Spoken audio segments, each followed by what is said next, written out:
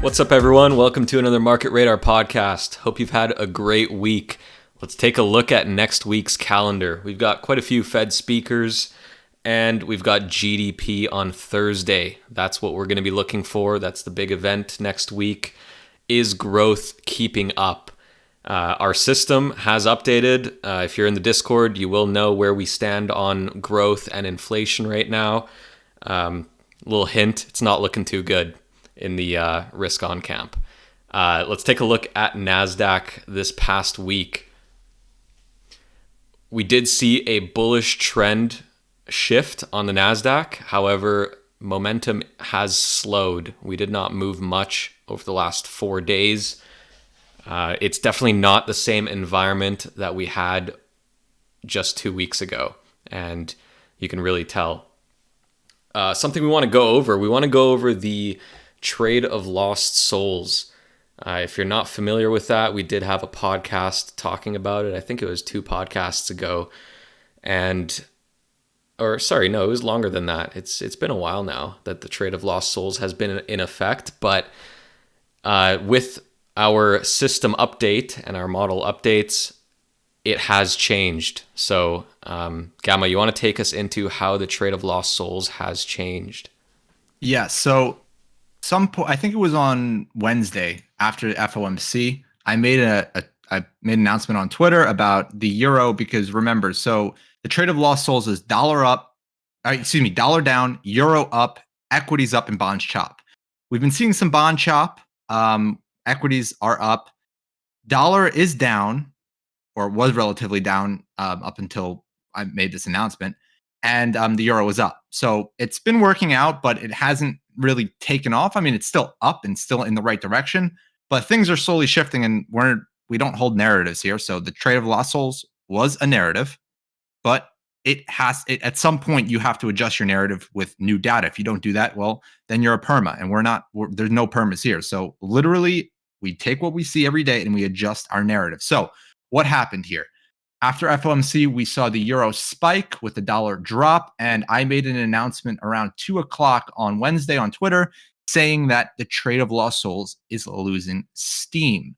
This comes with the regime shifts that occurred earlier in the week and the model updates, pointing to signs that this may not be as simple as it just was a week ago. Meaning, the trade of lost souls can still work out, but it doesn't have this type of momentum behind it anymore, behind the euro. This type of upwards move like we saw right off the lows, even this rejection here, this 1-day rejection, complete recovery, that type of steam is no longer in effect, at least right now. If it updates, I will let everyone know. But as of right now, there are more headwinds than tailwinds. So if you're trading the trade of lost souls in any way, just be cautious on what's going on and adjust your risk accordingly. And let's move into bonds because we saw some nice action here off the FOMC day on Wednesday off lows. We're up now. We're still under Momo, and we're still under the post CPI prints in March for February. So we're still below that level, and we're below the other prints from the prior month. So bonds haven't really gone anywhere. Over the last few weeks, we did see that the Fed funds futures pricing in cuts. We saw very deflationary signs from bonds, with bonds ripping, ZB ripping a couple of weeks ago, and the yield curve reversing course as well. So these are all very deflationary signs. Like, what is the market trying to tell us right now? Like, are we getting deflation? I think we're more on the line than getting it. I should say there's more of a degree of uncertainty than actual certainty in terms of deflation at this moment. And let's go over what happened this week, right? We had FOMC on Wednesday, and Powell came off more dovish than even I expected. I expected Powell to come off a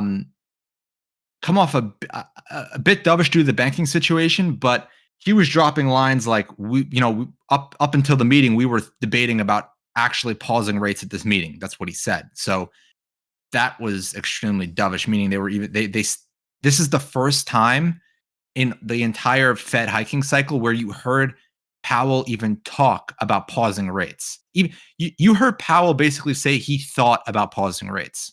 It's not something we've heard. So Hmm.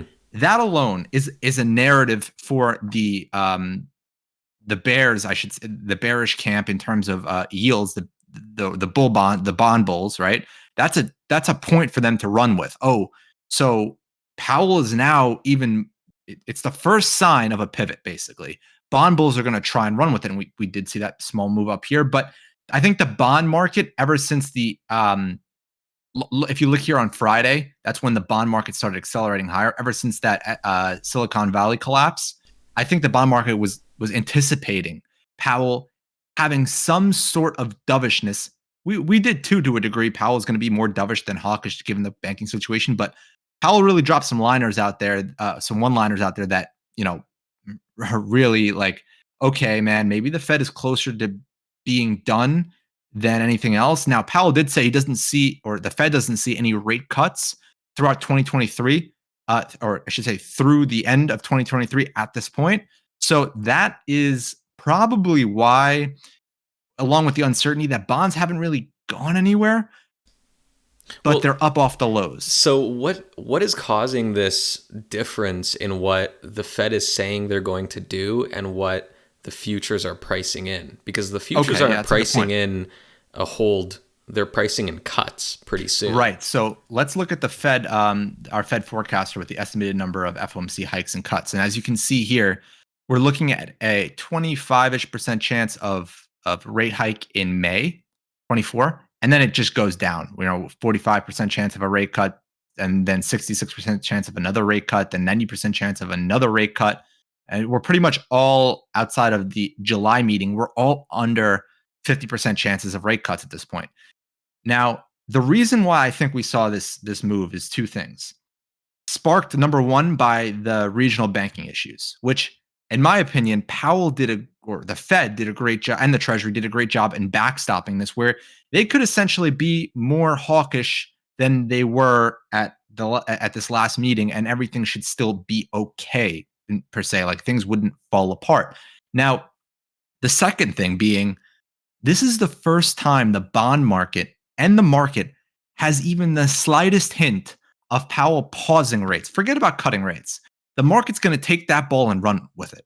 So now you had the Fed that was all about forward guidance. More rate hikes could be expected. Now Powell did also say that if the fight on inflation doesn't get better, they would consider additional rate hikes. But we all know that the inflation has base effects in its favor, meaning or base effects working with it to the downside. So inflation should be coming down, meaning that statement isn't really material, at least not yet, unless we see something change within the inflation data, which I do think that there are more tailwinds for inflation to the downside than there are tailwinds to the upside. So inflation is almost going to come in. I think at least in the eyes of the Fed, it's going to be favorable for them in terms of not having to be as restrictive with policy. But now let's look at the Fed the Fed excuse me, the Fed forecaster and what it's saying. So you have the Fed and Powell basically saying that the Fed would more likely pause rates into the end of the year. No cuts in 2024. Well, that's the first sign of a pivot. Now the market's going to take that and run with it. Do I think we get this type of cut from this type of consecutive cutting from the Fed? Not with what's going on right now. Something would have to happen. And I think the market's edging on the side that something will happen that will cause the Fed to reduce policy. Now, the rate at which they reduce policy is going to be the question, because are they going to just they're going to do 50 basis point cuts, or are they going to cut by 25, wait a meeting, and cut, kind of like what they were doing prior COVID, where they were Yeah, where like they were in gradually 2019. reducing. Yeah, where they were gradually reducing the rate after hitting the peak in, I think it was end of 2018, and then Yeah, reducing and that from was there. that was a very similar situation. Obviously, not with the inflation component, but they hiked and then paused for a while and then slowly began cutting. This almost seems like an accelerated version of that. Yeah, it almost seems like, I guess the best way to put this is that we're going to see a Fed terminal with a V-shaped peak.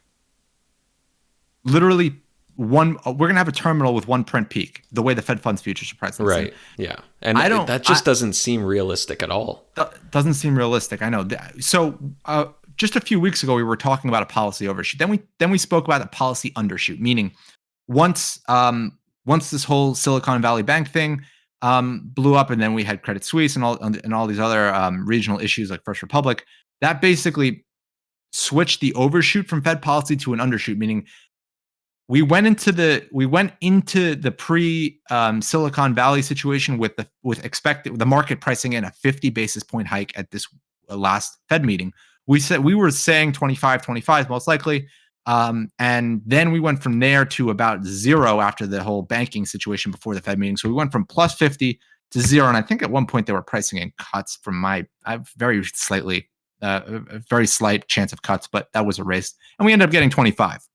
So it's also not uncommon for these Fed fund futures to not be 100% accurate. These are, especially the further you go out in the curve, the more wishy-washy it becomes. Meaning, yeah. We definitely saw that. If anyone's been following us throughout the stagflation process, the Fed funds futures pricing in a terminal of 300 basis points, and every single podcast we kept having to move it higher because they were wrong over and over again. Right. But the thing that has me concerned is bonds, because bonds aren't wrong as often. And so now we're seeing bonds higher. So the initial spark of the move was this banking issue. And now that issue has tapered off. The Fed has it under control. Nothing too drastic has happened, but bonds did not reverse course. Yeah, but I think structurally, right? I think structurally, bonds are in a much better position than they were just a few months ago, and even though they haven't gone anywhere, right? So bonds haven't gone anywhere, right? So I should say I don't want to say they're in a better position. That's the wrong word to say it. They're obviously a lot higher, but they're not high enough. Something is still going on here, right? So inflation has been dropping all these prior prints here, right? So November, the November CPI print released in December, released in January, January released in Feb, and Feb released in March. All these prints have been lower in sequence, and yet bonds have gone nowhere. Now, what is this telling you? Well, this is telling you that while bonds haven't gone anywhere, the inflation picture has gotten clearer, yet the direction of the Fed has not.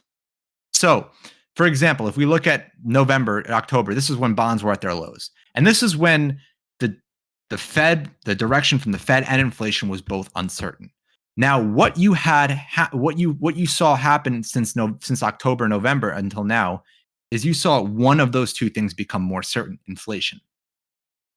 We know that inflation's 9.1% peak on headline year over year is most likely the top at this point, unless something starts to reaccelerate. And the Fed is very close now to getting their policy rate above the rate of inflation. Within two CPI prints, the Fed should be above the rate of inflation. Now, what the bond market is saying is they're thinking that they're going to eye on the side of caution that something is going to happen. Maybe it's fear, whatever it is. They're eyeing that something is going to happen within the next few months to deserve, or the next 2 quarters to deserve rate cuts. Yeah, you meant to say the Fed funds futures market, not the bond market. Yeah. No, excuse me, the Fed funds futures market. But also take into account the Fed funds futures market is a reflection into the rest of the market. If the market has a question on where the Fed is going to go, think of the market like somebody sitting in a directory. Okay, I want to know what the Fed's going to do. Fed funds futures say this. Okay, that's what the market thinks the Fed's going to do.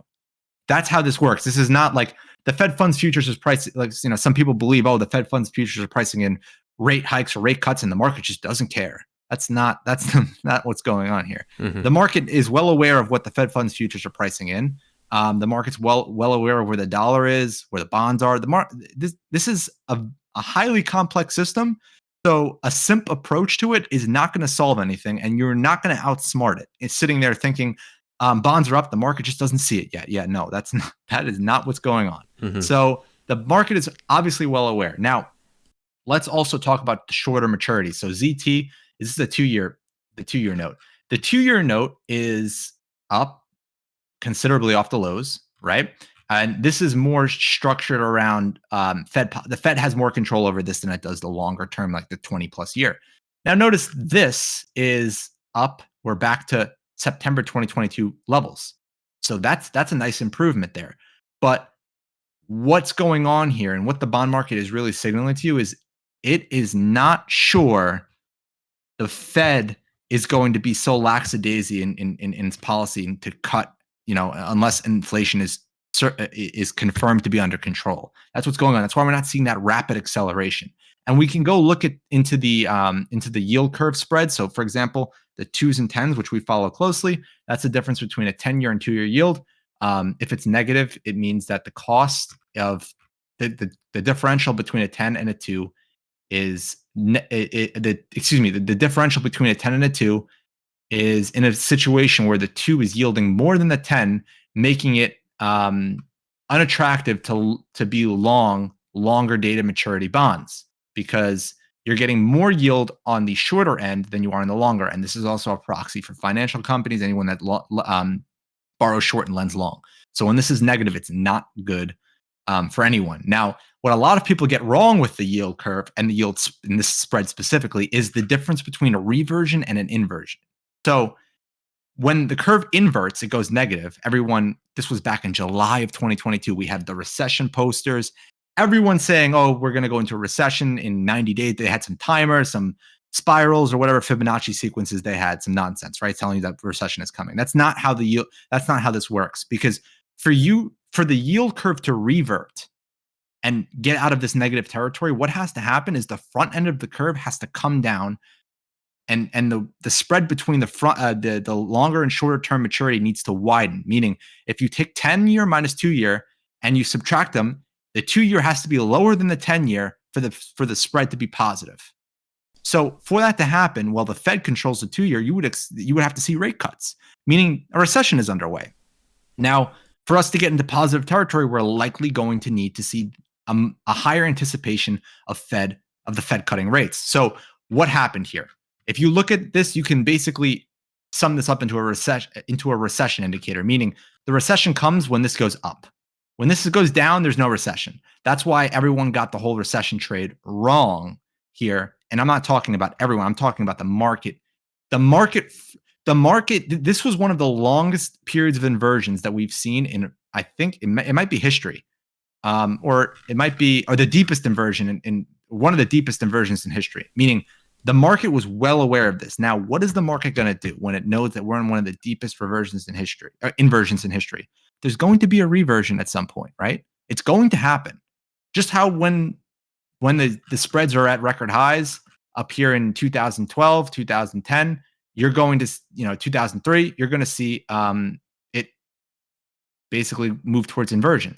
So when you're deeply inverted and this is not a normal bond, this is not a normal fixed income environment. So regardless, this should be at 0 or above. If it's only 20 basis points above, whatever, this should not be negative. Something's wrong. The market knew this. Everyone knew this. And everyone thought, okay, recession around the corner. But the recession never came. Now, what we will do with this indicator is we will watch this indicator as it goes up. And it's not really an indicator, right? But it's going to indicate to us the market's pricing of a recession. So if you were to think of this in recession odds are much higher this week than they were at the beginning of the month. The odds of a recession occurring, meaning the probability of the Fed cutting rates has risen. We know that though, right? We went from plus 50 basis points to 25 at this meeting, at the last meeting, and now we're looking at rate cuts, which were not there just earlier this month. So obviously the market's picking up on some weakness. And we spoke about the 2s and 10s, which you're seeing right here last week, and we said this is going to be a 2-leg trade. Okay, you're going to see the spread go bullish trend. That's step one. That's leg one. We saw that happen on Friday. We finally go bullish trend, but we did not close at the highs. Notice we closed below all the prior highs. Now, I'm not saying this is like some magical thing, but there was not enough follow through here. So we're going to have to watch this. Right. So Now, there's still some uncertainty, but there- this doesn't this add strength to what the Fed funds futures are saying? So yes. like we can't just brush it off and say, oh, they're wrong because Oh no, no, we they're have definitely we have yeah. other things like the yield curve backing it up as well. Right, right. It's not that I don't know if I came off that way earlier, but this is not completely wrong. There could be an undershoot here, meaning maybe we see a rate cut later in the year, but this type of rapid rate cutting, as as these odds shift around, is not something, 66. We're basically looking at a string of 3 rate cuts back to back here, with all above a 66% probability. That is, Right. And and they're that's not through, three yeah. months from now, starting 3 months from now, roughly. Yeah, starting 3 months from now, which is, I don't know. That's, you have to, obviously we're going to look at the market and say this is what the market's predicting, right? The market's thinking this. So we're going to take this and say, you know what? Something could be coming. We got to be vigilant here. But at the same time, understand that depending on where inflation is when the Fed gets there, or when the Fed gets their policy to that rate, wherever that is, if the Fed can get up and maybe they can hold at the next meeting and inflation falls enough, and at that juncture, it's going to matter how fast inflation is decelerating under their policy. So if they get their policy rate to, let's say, 500 basis points, or 520, or no, excuse me, 525, by the next meeting, if they're at 525 or 500, depending on the bands, or if they get the EFFR to 500 basis points, and inflation starts falling rapidly under 5, well, then you're going to get rate cuts, because the Fed's going to have fear that they are now creating a deflationary cycle. That's what's going to happen. Right. So they're going to start cutting rates. But this is a little, this is foreshadowing a little too much, because we have to see how everything progresses. How hot does the labor market stay? If the labor market really does not, this Fed funds futures curve, Fed funds forecasters is also implying that we're going to see an uptick in unemployment. That's what's going on here. They're So thinking, that's something we got to keep an eye on as well. right. They're thinking, okay, well, we saw a banking crisis, a Credit Suisse basically blown up. A bunch of regional banks are having issues. Maybe the economy is starting to break, right? Maybe this is it. So maybe the unemployment rate's going to start ticking up. To what degree, we don't know yet, but that's what this is telling me, and I'll relay that to you guys. When I see this, I see, okay, this is a shift in policy from a pivot perspective. The Fed's not going to cut rates unless either inflation's drastically lower or unemployment starts ticking up. So this is something we're going to have to watch now. Yeah. In Well, terms of, I want to take us to the next topic. So if this does follow through and we do get a recession, how is that going to affect equities? right, okay, that's another good thing. So I think that the current recession is a very sore subject for a lot of people, because most people are so eager for it, and they almost feel like it's here. Like, they look at the stock market and they say bull market rally, right? They look at the bond market and they say, oh, it's just heating up. They look at gold and they say, look at gold ripping, right? They say all these things. But they're not, or they'll say bank failures, banks are going to go implode. There's a whole bunch of perma bear bullshit out there that you have to put aside.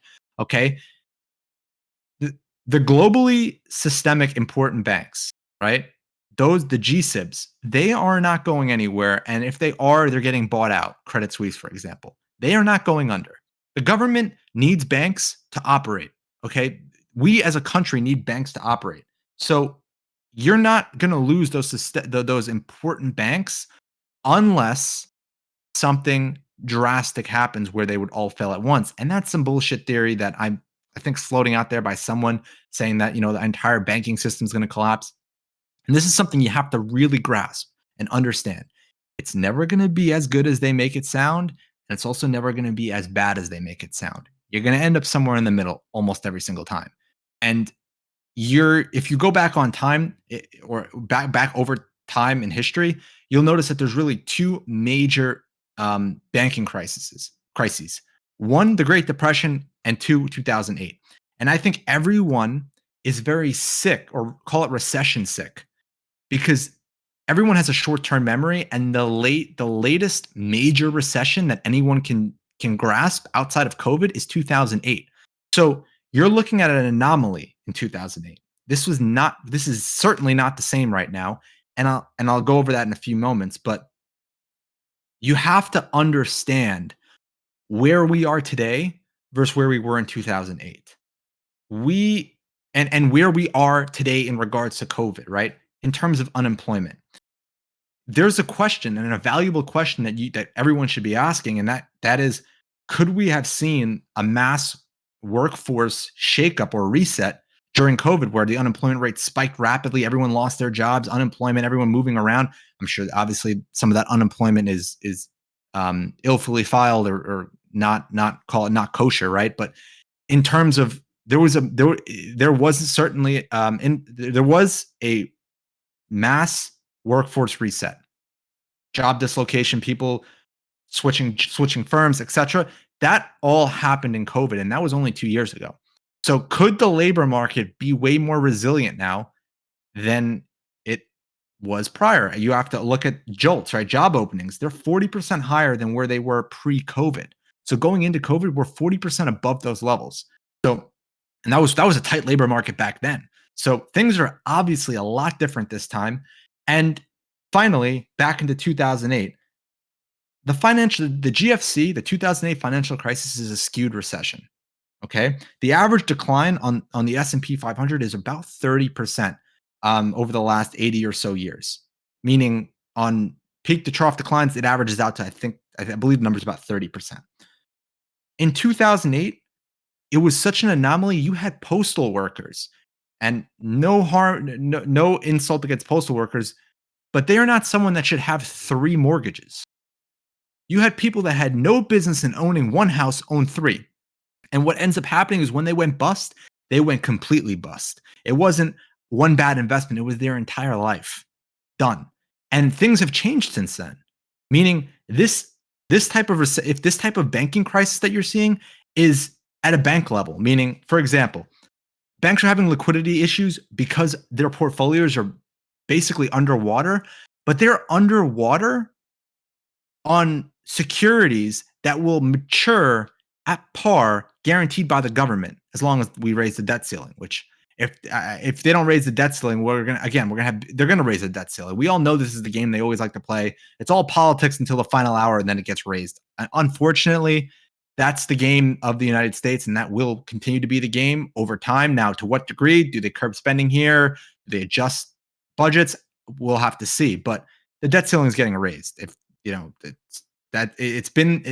this is the political game when you have two parties fighting. They use the debt ceiling as a negotiating tactic. It always has been, always will be. Yeah. Now, well, so you're saying that average recessions are about 30% peak to trough drawdowns. Right. We've already seen that.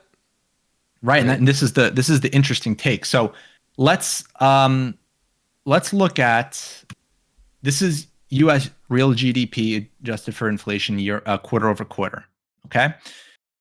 This is COVID, and then this is COVID, the shock, the boom, and then the reset. Now, notice here, from October 2020 to about January of 2022, before we saw that the slowdown, quarter over quarter GDP, real GDP, was above 4%. If we go back in time, there was very few periods in recent times, call it the last 20 years, where we had a sustained period like this above 4%. That's powerful, right? And then we got crushed in January of 2022 down to negative 1.6%. So we went from plus 4 to minus 1.6.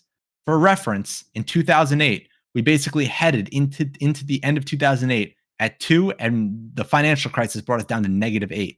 But in the dot-com bubble, we only went down to negative 1.42. So again, this is a very skewed situation, and so is COVID. Like, to see negative 32% or negative 30% quarter over quarter GDP print, you can't realistically expect to see that again anytime soon. Like, that's ridiculous. The world basically stopped spinning for 1 to 2 months, and then slowly started spinning again. Like, this is such a left field event. Like, or a tail event. This is not something that is comparable to any time in history, and no recession will be that way. Nothing will be exactly the same. But in terms of, you can look at it like this: 2008 was max consumer impact. You had mom and pops, you had regular people not knowing. We knew government bailouts existed, but not knowing if the systematic banks would be safe. You have that sparking up right now, but at the end of the day, JP Morgan ain't going anywhere. Citibank, these banks are not going anywhere in terms of 2008 when they were marching to Wall Street for bailouts. Yeah. So So what is this telling us? We had that one negative quarter. right. So we Was had that the this crush here. recession? Is that it? No, We're done? well. Just remember this. So you have to deal with these two factors, right? We had GDP come down pretty hard from October 2021 down to January, and then slowly bounce. Right in April, we had the two negative consecutive quarters, whatever you want to quote unquote recession, which by technicality it was, but then we went back and we ripped back positive, right?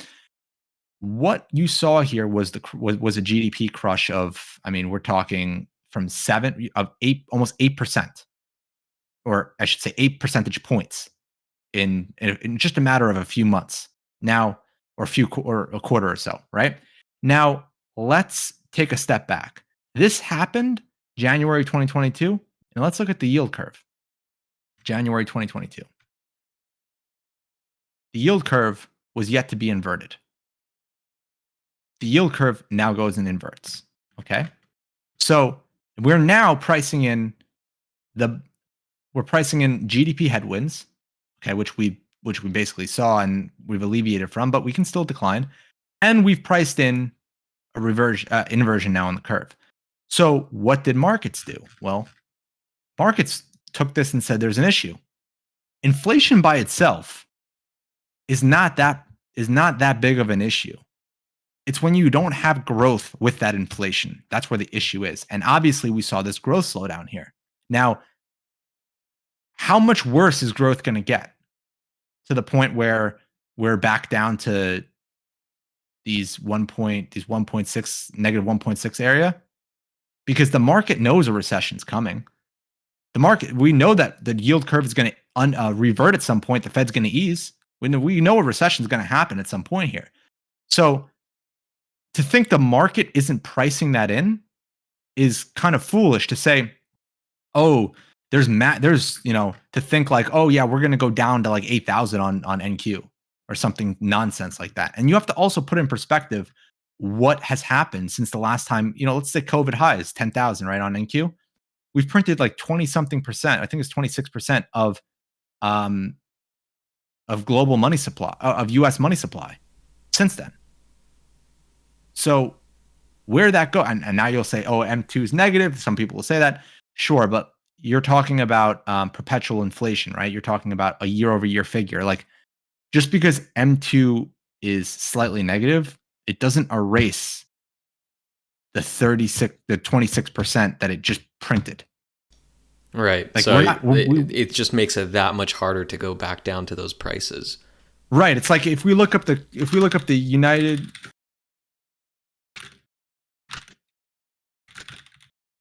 Like, let's look at the US CPI, right? This thing doesn't go down. Like, even if this slows to zero, look what has happened since COVID. Yeah. This does not go down. So what kind of outlook do you have if we do get a recession? Could it be one of those recessions where equities don't drop much further and just kind of chop, and bonds also chop until the Fed starts cutting? Right. Yeah. I'm thinking it's going to be something along the lines of that. And let's just take some components, right? Let's look at Apple. Apple is a major index component, right?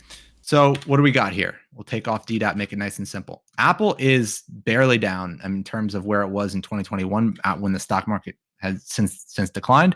Apple's barely gone anywhere, right? Okay, whatever. Apple's one stock, right? But let's look at something like Amazon.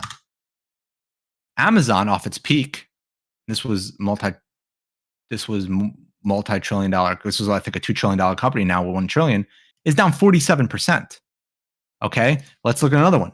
Facebook. Facebook is down still 45%. You don't think these companies and the market priced forward a recession after the yield curve started falling apart, GDP basically crashed. This was the market thought it had the recession in April and June of 2022. That's what we saw. So it would have to get perpetually worse than this for the market to really like unload in terms of what most people are expecting or trying to make people believe will happen, where they say, I think someone said SPX 3000. Like, for that to happen, you would need something crazier than what we've seen. Now, could we get an economic slowdown? Yeah, I'm in that camp. We could see one. Growth will not stay elevated forever. It'll come down. But at the same time, how much worse is it going to get for these companies that have been hit by inflation?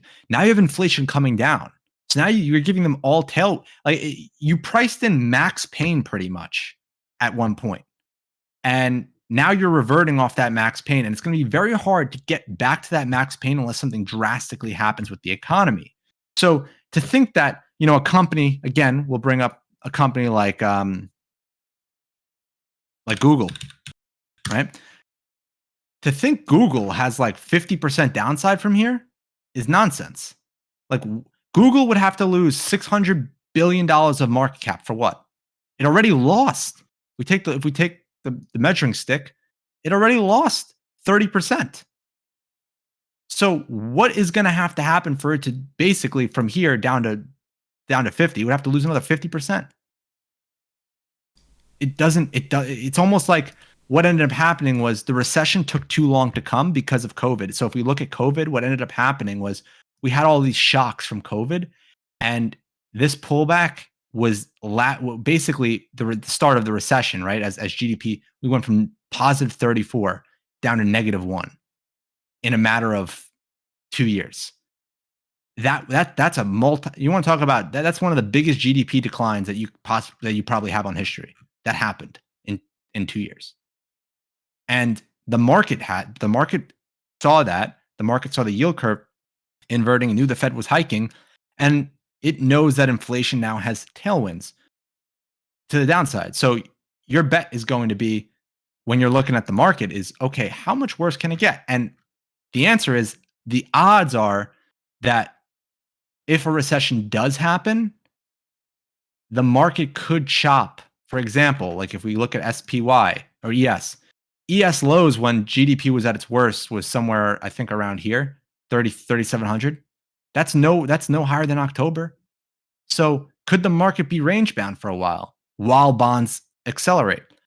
That's our, at this point, that is our view on what's going to happen based on what we know today. And that'll be very frustrating for a lot of bears who think the world is about to implode.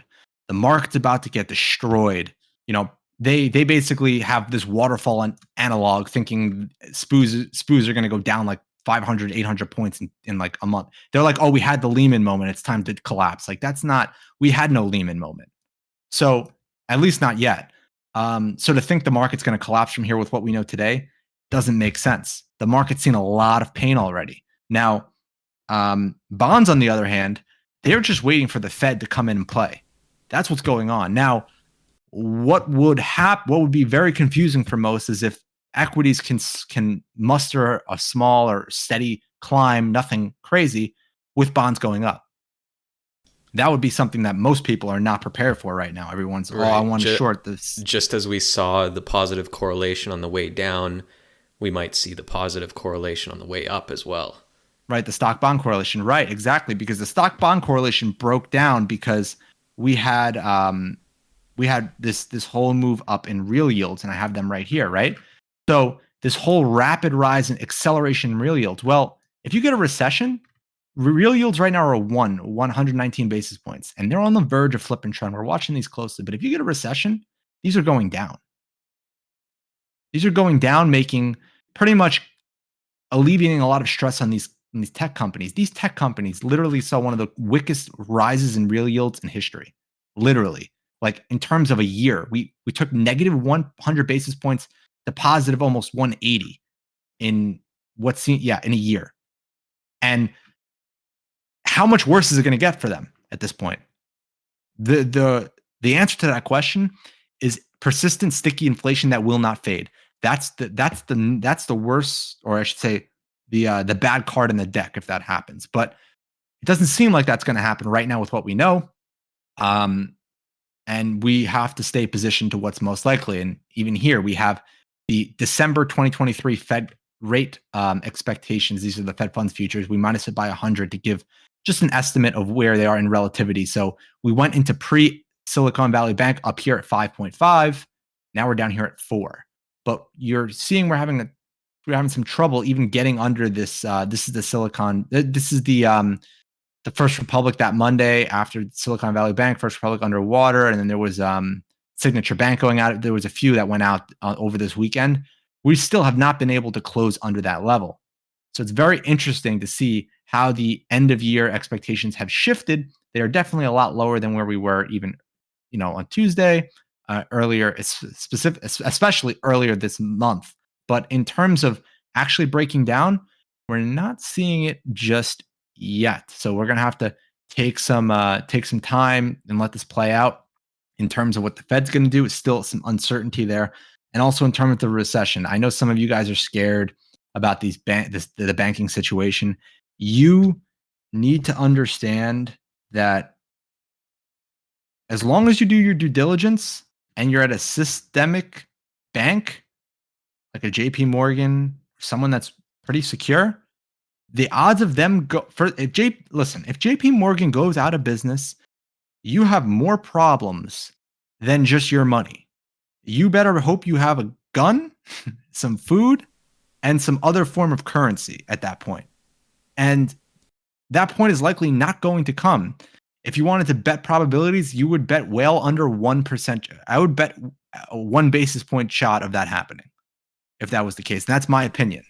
Now, what you do with that, well, that's on you, how you want to play that. Again, thinking that the banking system is going to unfold and be 2008 all over again, Lehman multiplied, that's just fear mongering. So you need to understand who you're listening to, take what they're pushing you to do. I think the worst thing by far for people on Twitter are the gold bugs. I fucking hate them. And I think they're full of shit most of the time. They are right that gold is a store of value over time to a degree. I mean, gold is only back at 2012 highs. Like, let's be real here. The shit has not gone anywhere. Okay, it's pretty much stable. You want to, and their whole business model is based on fear mongering. Right. Exactly. So they benefit by telling you the banks are going to go out of business. So do the Bitcoin guys too. Those sneaky bastards are in there too. They like to tell you like the financial system's going to collapse, Bitcoin's going to take the reign, all this other shit. They all will tell you this nonsense because at the end of the day, you have to follow the funnel. If they feed you bullshit and make you scared, you're going to go buy gold. And if they're selling gold, you're going to buy from them. That's what's going to happen. And they know that. So you got people out there pitching, Lehman moments, all this other stuff. In reality, it's all nonsense. They're talking their book. They're talking their business model. They're a perma. Don't be a fucking perma, because if you are a perma, what's going to happen is you're going to get your ass handed to you when something flips and you're still looking there like, oh, where's my gold? Gold goes nowhere. Meanwhile, the guys who shit on, it's funny, the guys who shit on gold don't buy Bitcoin.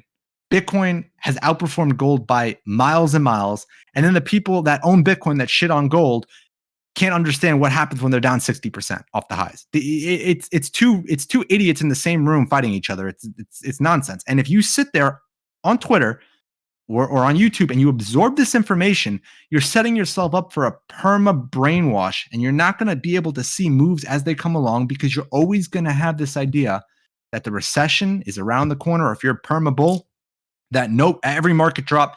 Perma bulls were every market drop. Oh, buy the dip. And then you know what happens? You go and try to buy the dip and your margin balance is maxed and you get a margin call. That's what happens with it.